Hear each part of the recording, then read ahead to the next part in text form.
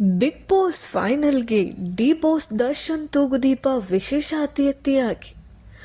Big boss ಹೆಸರಲ್ಲೇ ಒಂದು ಗತ್ತು ಇದೆ. ಅದರಲ್ಲೂ ಇದೇ ಬಿಗ್ ಬಾಸ್ ಪರದೆಗೆ ಹೋಗಿ ಬಂದ ಎಷ್ಟೋ ಪ್ರತಿಭೆಗಳು ಜೀವನದಲ್ಲಿ ದೊಡ್ಡ ಸಾಧನೆ ಮಾಡಿದ್ದಾರೆ. ಸಿನಿಮಾ ರಂಗವೂ ಸೇರಿ ಧಾರಾವಾಹಿ ಮತ್ತು ಮಾಡೆಲಿಂಗ್ ಕ್ಷೇತ್ರದಲ್ಲಿ ಕೂಡ ಹೀಗೆ ಬಿಗ್ ಬಾಸ್ ಪರದೆಗೆ ಹೋಗಿ ಬಂದ ಸ್ಪರ್ಧಿಗಳು ಹೆಸರು ಮಾಡಿದ್ದಾರೆ. ಹೇಗಿದ್ದಾಗಲೇ ಬಿಗ್ ಬಾಸ್ ಫಿನಾಲೆಗೆ ಡಿ ಬಾಸ್ ದರ್ಶನ್ ತೂಗುದೀಪ ವಿಶೇಷ ಅತಿಥಿಯಾಗಿ ಕನ್ನಡ ಸಿನಿಮಾ ಇಂಡಸ್ಟ್ರಿಯ ಬಾದ್ಶಾ ಅಂತ ಹೆಸರು ಪಡೆದಿರುವ ಕಿಚ್ಚ ಸುದೀಪ್ ಅವರು ಬಿಗ್ ಬಾಸ್ ಕನ್ನಡ ಕಾರ್ಯಕ್ರಮ ನಡೆಸಿಕೊಡುತ್ತಾರೆ. ಎಷ್ಟೋ ಜನ ಬಿಗ್ ಬಾಸ್ ಕನ್ನಡ ಕಾರ್ಯಕ್ರಮ ನೋಡುವುದಕ್ಕೆ ಕಿಚ್ಚ ಸುದೀಪ್ ಅವರ ಕಾರಣಕ್ಕೆ ಎಂಬ ಮಾತು ಇದೆ.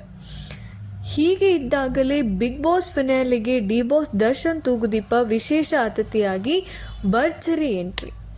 ಕಿಚ್ಚ ಸುದೀಪ್ ಮತ್ತು ದರ್ಶನ್ ತೂಗುದೀಪ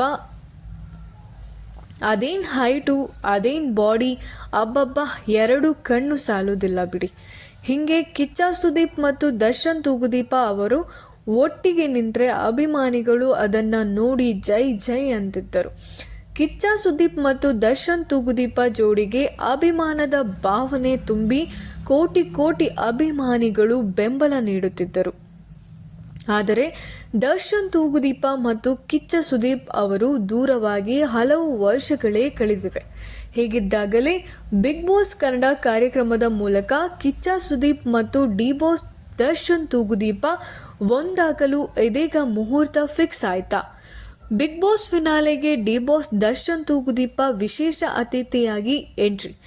ಅಭಿಮಾನಿಗಳ ಒತ್ತಾಯವು ಏನು?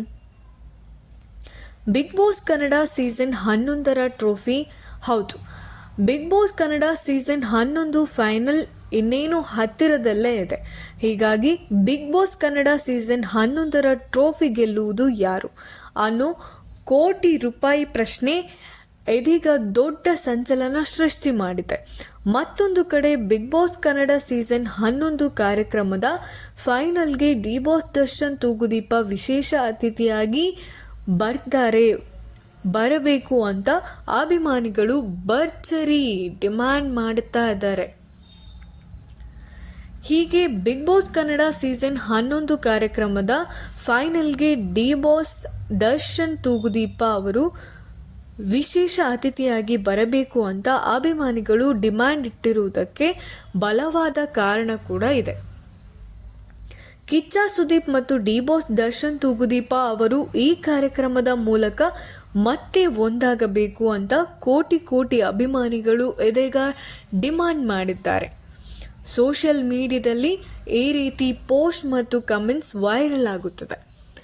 ಇದೇ ರೀತಿ ನಿರಂತರ ಸುದ್ದಿಗಾಗಿ ನೋಡ್ತಾ ಇರಿ ನಮ್ಮ ಚಾನಲ್. ಹಾಗೆ ಸಬ್ಸ್ಕ್ರೈಬ್ ಮಾಡ್ಕೊಳ್ಳಿ, ಲೈಕ್ ಮಾಡಿ, ಶೇರ್ ಮಾಡಿ, ಕಮೆಂಟ್ ಮಾಡಿ. Thank you so much.